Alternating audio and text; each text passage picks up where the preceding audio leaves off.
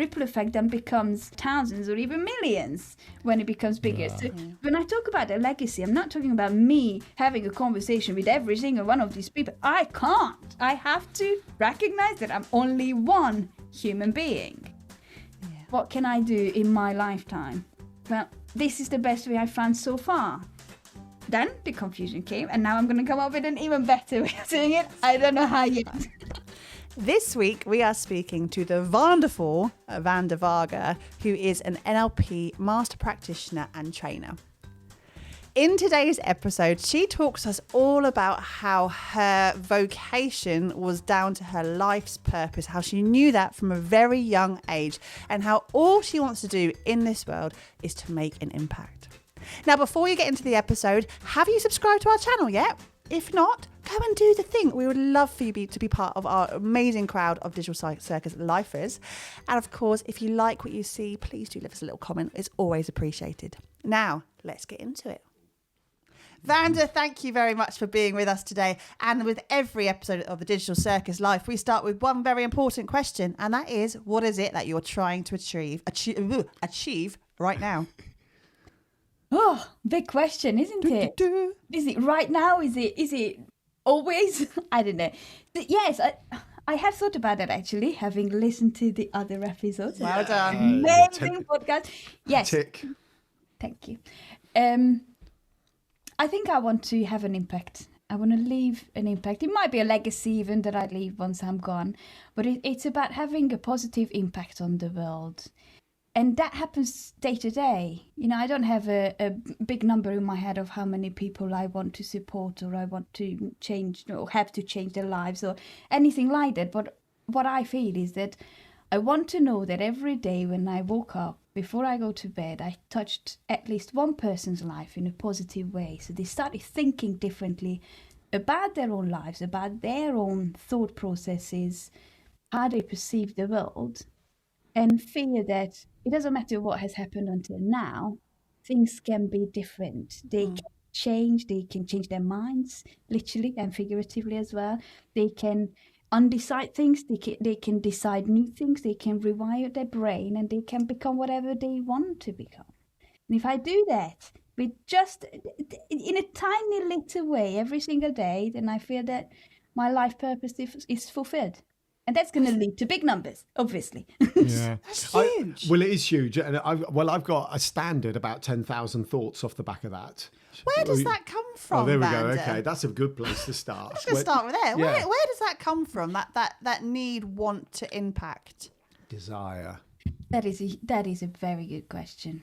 I can't actually tell you. I always knew from a very early age that I wanted to help somehow. I don't like this word help.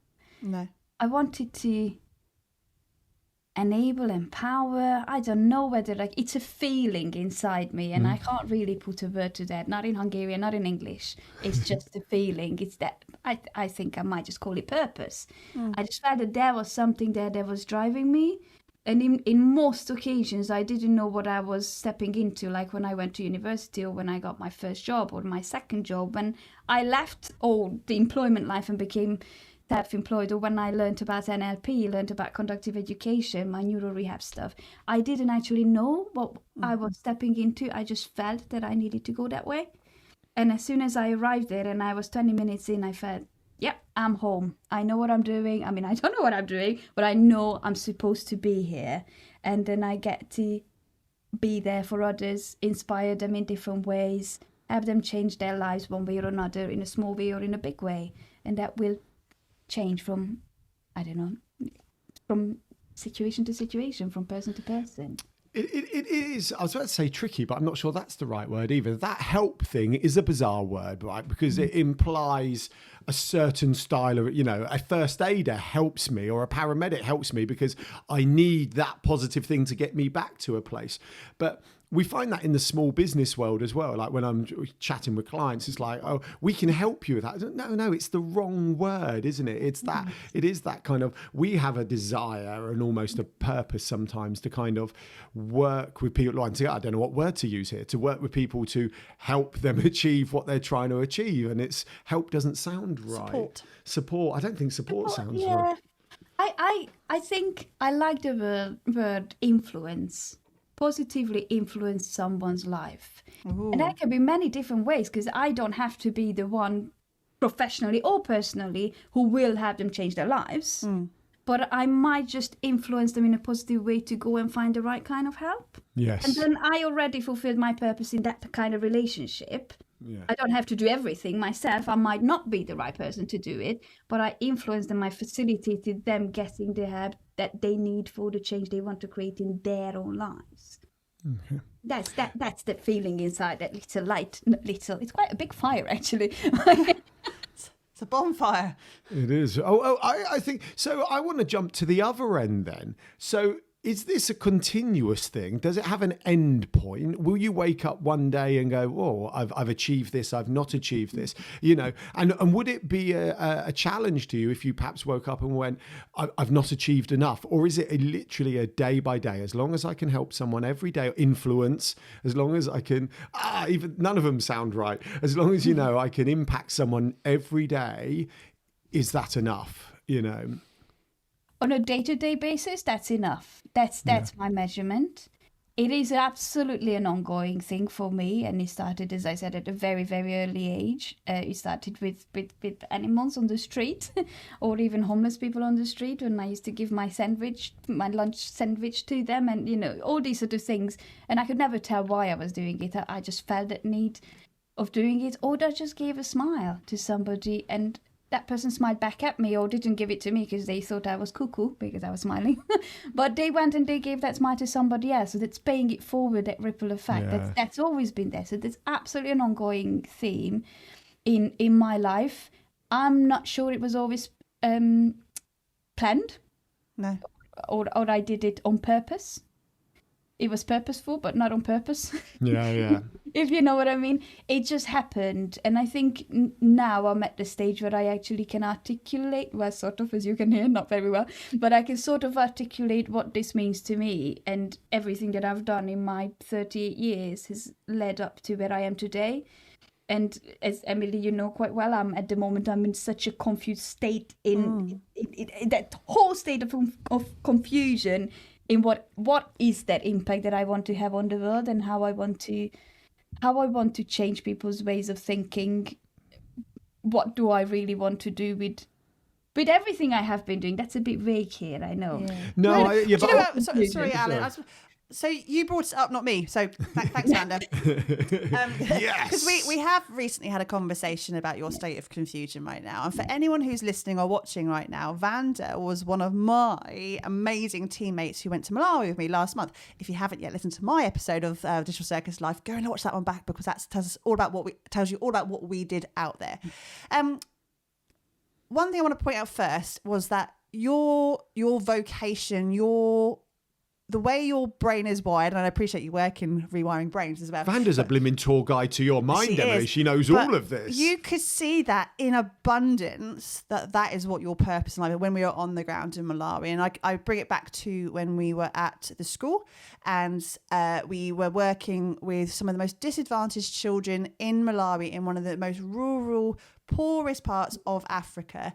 And Vanda was there, not just looking at the sort of the bigger picture of this school, but you were looking at the people within it, and you were laser focused at looking at each and every individual there. And I could see you in that real time, looking at how you could help, but how you could make a difference to individuals in that school setting. And we were there for one day.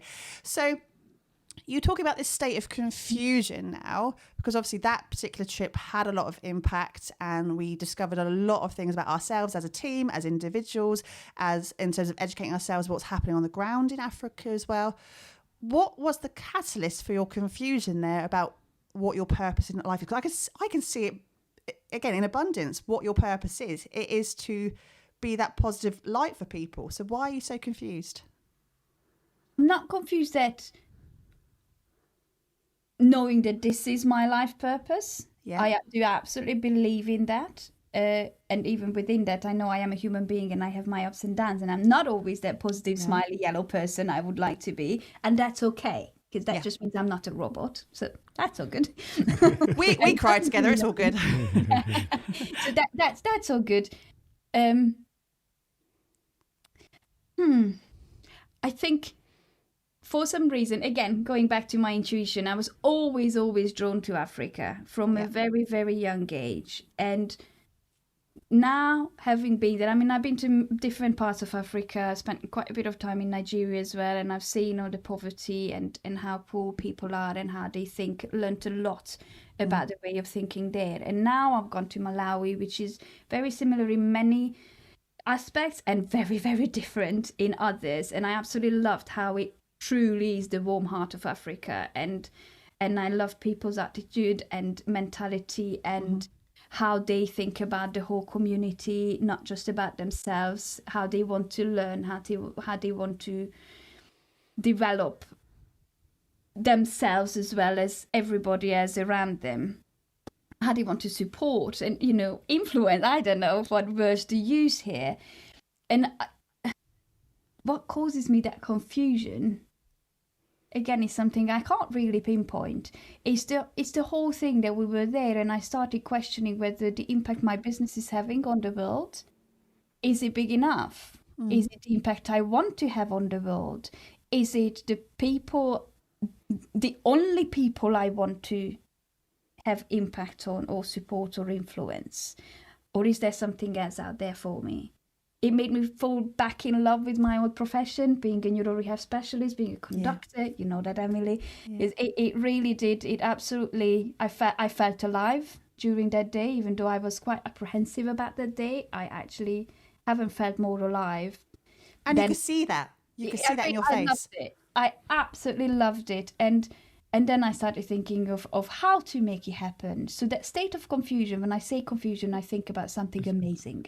Because when you are confused, you are in the best learning state you could ever be. This is when everything is thrown up in the air and things start to fall into their place where they need to be. It means something is changing and some things will fall into the bin and new things will appear.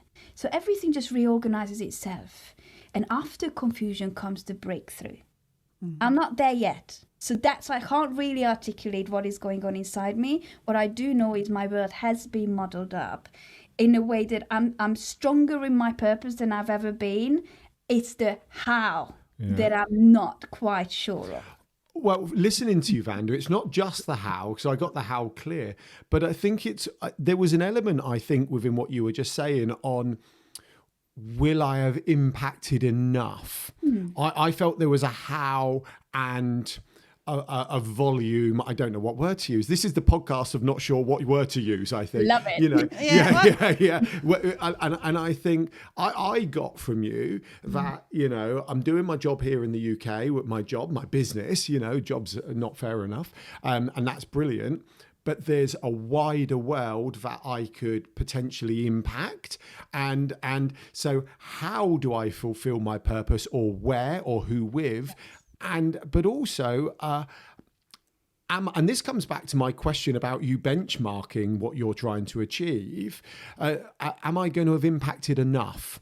If I feel I can impact everyone and I'm okay with that. I'm okay with thinking like that. If I feel I can have a positive impact on quite a lot of people, that's a bit of a safer place to sit, isn't it, than everyone? How do I ensure I impact as many as I can actually impact? Yeah, and you see, this is it. This is when I absolutely 100% believe in education and training. Yeah. And this is why I became an NLP trainer as well, so I can spread that way of thinking, spread the magic, spread the idea of your brain having amazing potential, and all we need to do is step into it, and then we will be able to make it work for ourselves. It's that attitude of curiosity towards learning and lifelong learning. I absolutely 100% believe in that, and I think this is what really resonated with me when we went to Malawi, is that it was all about trading and not aiding people. It's teaching them, it's giving them skills, it's teaching them how they can make an impact in their own lives and in their communities' lives.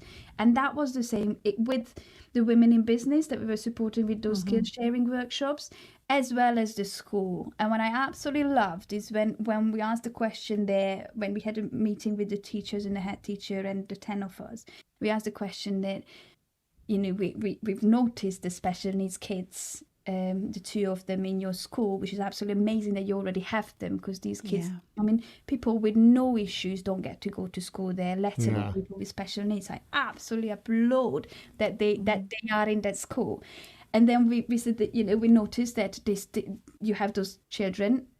How are you dealing with them? How are you coping with the situation? And they gave us some quite good answers. But then I asked the question, so I understand that there is a lot on your plate, absolutely. And if you say no to this question, I will not judge you because you have so much you're dealing with. But is this something that you would like to have some help with?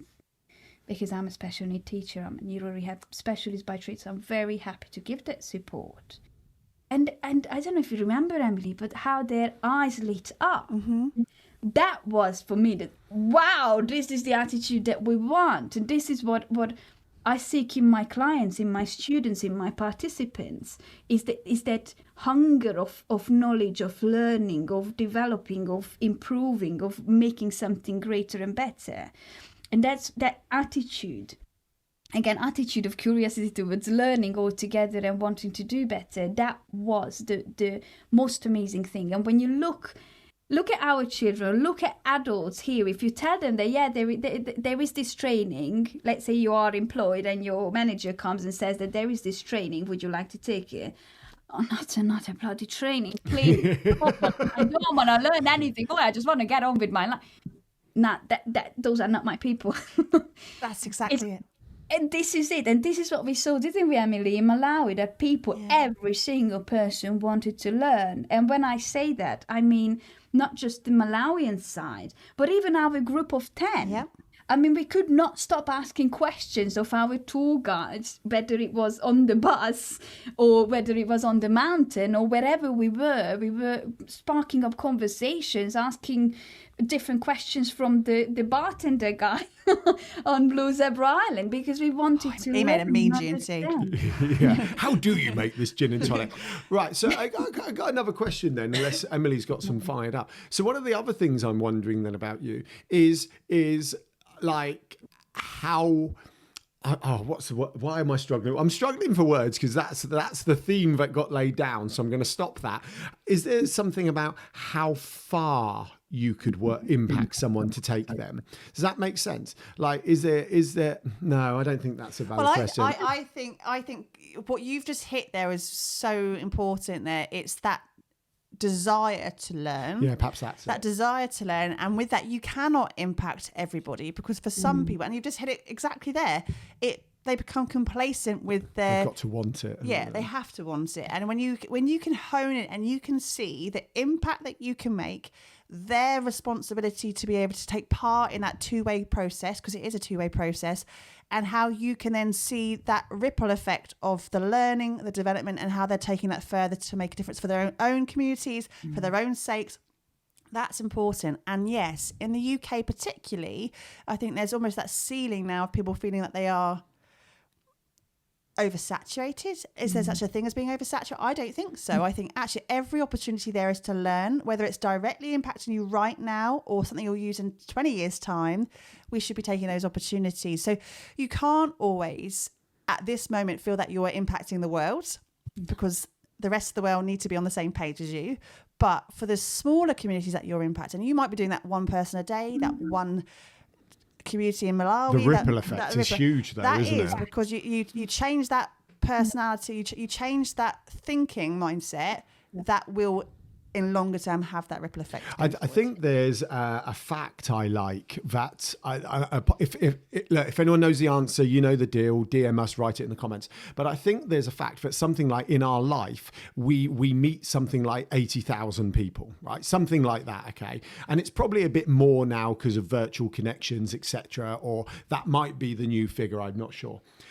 So if you think about impacting one person, and let's say they get to impact even 10% 10% of that 80,000, that extrapolates out and up very, very quickly. And that is a fantastic place. Yeah, and the way how I think about it is that if I just manage to plant a little seed of thinking differently in one person's head a day, I'm a winner. That's it. Yeah. Because that person, that seed is going to grow into a flower, a tree, a bush, or whatever. I don't know what it's going to grow into, but it's going to grow into something, and other people will see that too. So that person then goes out and spreads the magic in the world in a different way, and then the ripple effect of that. So this is one of the main reasons why I became an NLP trainer, is that, I felt that as an NLP master practitioner, I was there and I was helping everybody that I could, the people that wanted my services, the people that resonate with me. And again, I'm one person and I'm not everybody's cup of tea, and that's okay. But I helped a lot of people, but then you realize that not everybody will like you, and you only have a certain amount of time in a day. These are the two things we have very limited of, your energy and your time. And that's true to every single person. Everything else we can create, we can make more of. But we will never be able to create more time. So then I was like, okay, so I have one-to-one sessions. I can have, if I really push it, 7 or 8 a day. And then I'm going to burn out very, very soon. And then when I was doing that. And you'll forget to invoice everyone if you're dealing with that many people a day. I actually do, which is quite silly. But anyway, but then I started thinking, so, okay, that's brilliant. And those people have been impacted in a very positive way, brilliant. And then they go out and spread their magic. But is that enough? That's when I decided to become a trainer, because then you are a trainer, you impact all those participants around you. You give them that way of, that it's not even that it's that attitude. Again, going back to the attitude of curiosity towards learning and seeing the world in a different way and trying to experiment and experience other people's maps of the world and learn from it. So then those people will go out in the world and they will have their little circles around them, and those people will have their little circles around them. So that ripple effect then becomes multiplied by as many, people I get to meet, and as many people as they get to meet. So we are talking about thousands or even millions when it becomes bigger. So when I talk about a legacy, I'm not talking about me having a conversation with every single one of these people. I can't. I have to recognize that I'm only one human being. Yeah. What can I do in my lifetime? Well, this is the best way I've found so far. Then the confusion came, and now I'm going to come up with an even better way of doing it. I don't know how yet. Right. I've got two things quickly. I've got two. Go, Emily. So one thing, just to interject, when you were talking about planting the seed, just in case anyone hasn't ever read it, there's a beautiful storybook by Julie Donaldson, who wrote the Gruffalo, called The Oak Tree. It's in her newest book this year.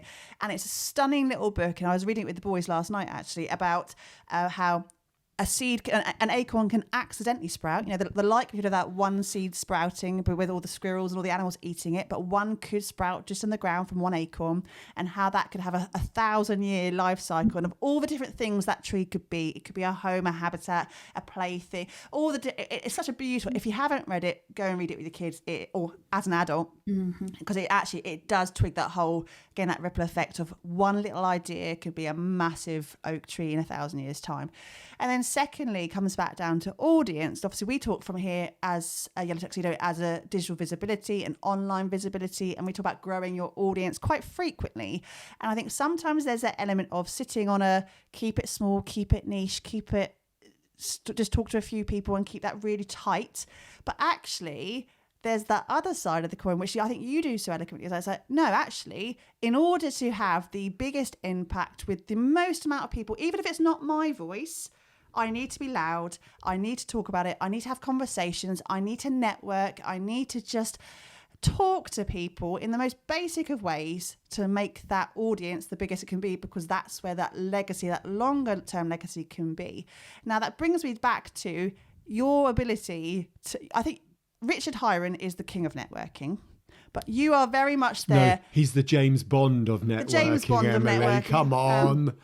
Our Hyronator. But Vanda, you are the queen, in my opinion, of networking. You talk to a lot of people, don't you? Yes. I thought you were going to interject there, so he looks at me. You're like mid-flow, darling. I'm not going to interrupt. I just feel... Was that always a conscious thing? When you started in your business by yourself and you went, okay, I have... My purpose is now my business, and at some point I need to make money with my business as well to pay the bills. Was networking, was that action of taking yourself to those situations to have intentional conversations part of your strategy, or was that something that's just built over time? It wasn't. I was terrified of networking. Were you really? Seriously. And that's the funny thing is that when people, and this isn't just since I've been a business owner, it's even before that, people always think that I'm very bubbly and I create these relationships so easily, and it comes easy to me. It looks easy for you. It does from the outside. God, no, it really isn't, or it didn't used to be. And I was absolutely terrified, if I had to go into a room of people, let alone professionals, just people, I would go in there, do something, and then hide in the toilet for 5 minutes, and then go back and then go out and I don't know, hide somewhere else. I really did not feel comfortable in these situations, despite of what other people may have seen. And there are still situations when I don't feel comfortable, when it's a bigger group, or where I don't feel that I have a purpose of being there, or I don't have a role. And then I had to change my way of thinking about networking. When I started networking, I sort of forced myself into it. Some other business owners who I met, they told me about networking and how great it was. And I was like, oh, okay, my biggest nightmare. But anyways, I give it a go.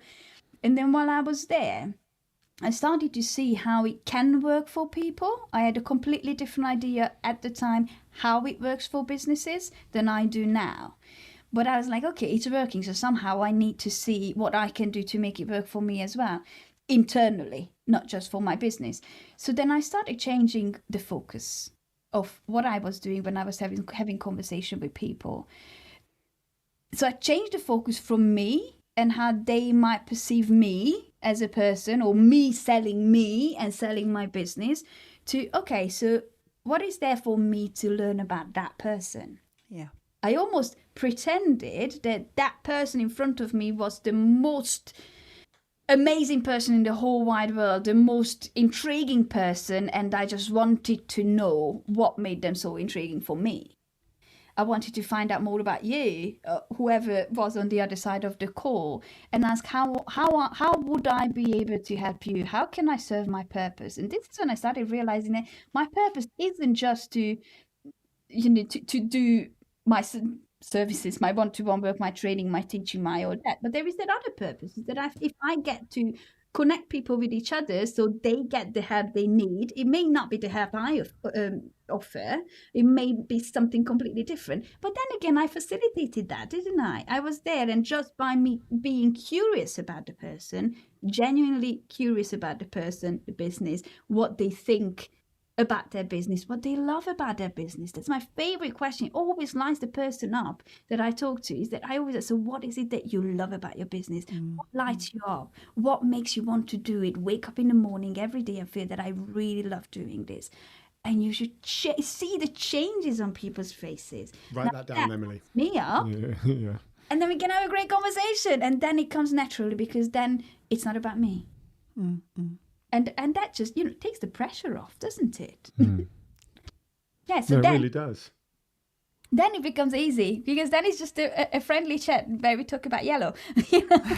Well, all the time. We always appreciate that, Vanda. All the time. Did you have a question before I go to the final one? Yeah, no. Wow, we're there already. So, okay, I've got a couple of things. First of all, something you said at the very beginning about smiling at people in the street. It's something I do as well. I try and smile. Is that what you do? No. Well, this is what I was kind of coming to this point. So, yeah, I'm very big. Like, I'll chat to the person in the shop, and, we have a few little things we like to say to people to try and help, make them have a happier day, impact their day, whatever, right? But I kind of love the great British thing of that some people I'm smiling at just think I'm a weirdo, right? I love that. That amuses me. In the same way as if I wave to someone when I'm driving. Phil Hoyle will never listen to this, but this came from Phil Hoyle, right? He will never be listening to this. He owns a fab pub in Ringwood called the London Tavern, if anyone's near Ringwood. And he said, I love waving at people when I'm driving around, and this has stuck with me, on the basis that they may go, oh, that's Bob. I've not seen Bob in years. And they get home and go, I saw Bob driving today. Not actually knowing who it was, but just in print, and just those little things make me smile. Okay, this is a bit of a bigger question than we need as we're building up towards the end, but I'm going there anyway. I get this is your purpose.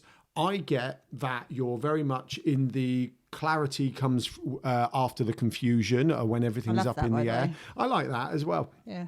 And I think that's a great way of reframing the confusion, knowing that clarity is coming. However, it doesn't help in the minute by minute Get when to you're in the the middle of the question, confusion. Braithwaite. My Oof. question is, at some point when you were young, you made a choice. You made a decision to start down this route, right? And, you know, it goes all the way back to, I'm looking at your LinkedIn profile here, sometime in the late 90s, early 2000s. You made a decision to go down this route. What made you make that decision to start on this brain path? The brain path. That's what I'm calling it now. As it should be known, the brain path. Or, This yeah. is how I'm going to call it from now on.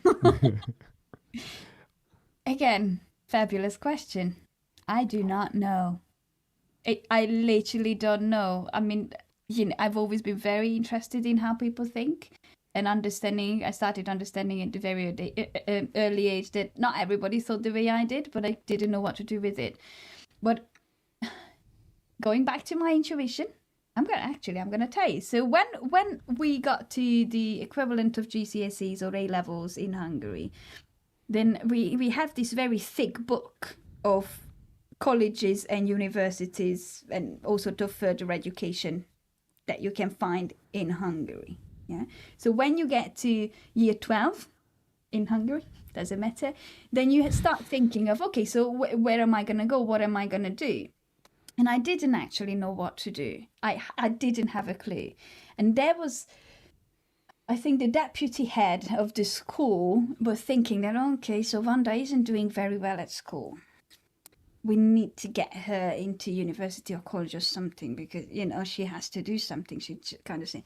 She didn't know that I didn't do well because I had 3 jobs on the side, a voluntary and 2 other jobs from the age of 13.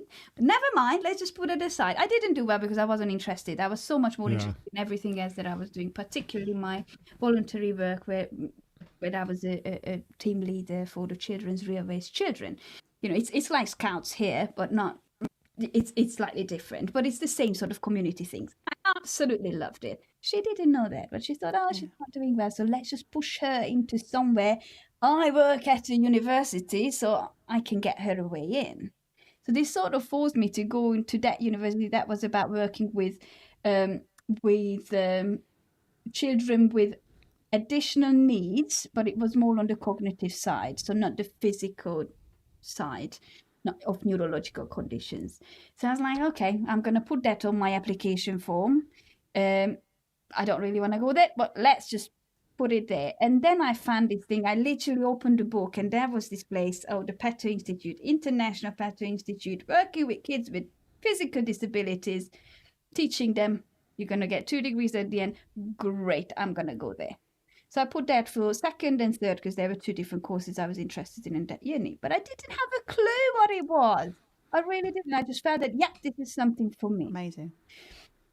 And then, you know, your A levels are your GCSE in Hungary, or used to be in that sort of system. So we had to do quite well at university to be able to get in there. And there were 2 main subjects, biology and Hungarian literature and grammar, that you needed to do really well at to be able to get into that university. Now, I, who didn't do well at school, because I wanted to get into that school, I literally did, I think one of them was 100%, the other one was a 99% exam. I loved it. I was interested. Of course I did well. And then I went into this uni and we had the first day of registration. When I went into uni, we sat there as a group, we were filling in forms and all that. And then they told us that, very good, now that you finished the papers and you signed the paper, this afternoon you are going into practical. Wow. Like, excuse me, what is practical? Do we need to do anything practical? I literally didn't know anything about that. So we had to go over to the other building, rushed over because we didn't have much time. And then I went into this first school. It was a secondary, it was actually a primary school class. And I went into there with all those kids with cerebral palsy. And we were there and I was 20 minutes in and I had this feeling of, yes, I arrived home. This is it. Wow. I love it. I really didn't have a clue. It wasn't a conscious decision. I do trust my subconscious. I do trust my intuition. That comes back all the way to the greatest gift that my parents ever have given me, which was a Seva Method mind control, self-mind control course as a child. So they taught me how to be in tune with my intuition and how to use my brain to its fullest and my mind, not consciously at all. But it took me there. And then my next job, when I went to Birmingham, that was exactly the same. I didn't quite know much about it, only knew that they worked with adults. And I knew I wanted to work with adults with these conditions. And I went in there, yes, this is it. I'm home. It's just that. And NLP was exactly the same. I love that. Trusting your subconscious and your intuition. Trust your gut. Well, thank you, Vanda. That was amazing. There is just one last question we're going to ask, because we always bookend these interviews, and that is, and I don't know if I think I know the answer before I even ask Well, it. I think she's kind of just Sorry, I believe Vanda may have just answered it. I can't believe I said she. If you were to go back in time in a machine and to go back to your younger self, put an arm around yourself and say, here's one piece of advice for the future, what would that advice be to yourself? I think I answered it. Yes, Yeah. I'm gonna. Can I just twist that question a little bit and say, because I think I had everything I needed at the time, and if I could turn to parents of children of that age that you are talking about, I would tell all those parents to teach their children about their minds, to help them understand that they can do whatever they want to do with their mind. Yeah. Sort out their things if they need to, so they won't pass down the historical generational trauma to their children. But it's about teaching the child that they can, giving them that attitude at a very, very early stage. And for me, my parents gave me this gift. And they also gave me, and all three of us, it's my sister, my twin brother and myself, all three of us this gift of that course, the Seva Method course, which taught us how to use our mind, how to use our brain. And I have been using it for 30 years, not consciously all the time. And I had my highs, I had my lows as well, when I used it more or when I used it less, absolutely. But I know that it gave me such a fall in life to understand that I can do whatever I want with my mind. It's up to me what I do. Absolutely. I love it. Thank you so Vanda, much. thank you so much for giving us your the problem time I've got. today. This is one of those, Emily, that could. I know I've interrupted. That could easily be 3 hours long. But we're not Joe Rogan or Stephen Bartlett. We discussed off camera about long podcasts for us. did. Actually, no. But thank you, Vanda. You've just blown my mind. And again, that whole trust your gut thing is so essential. And I don't think enough of us have the confidence sometimes to trust what's inside us. We already know the answers. Thank you very much for talking to us today. Thank you all for listening today, and we will see you next time on the Digital Circus Live. Thanks, Vanda. Bye. Thank you for having me.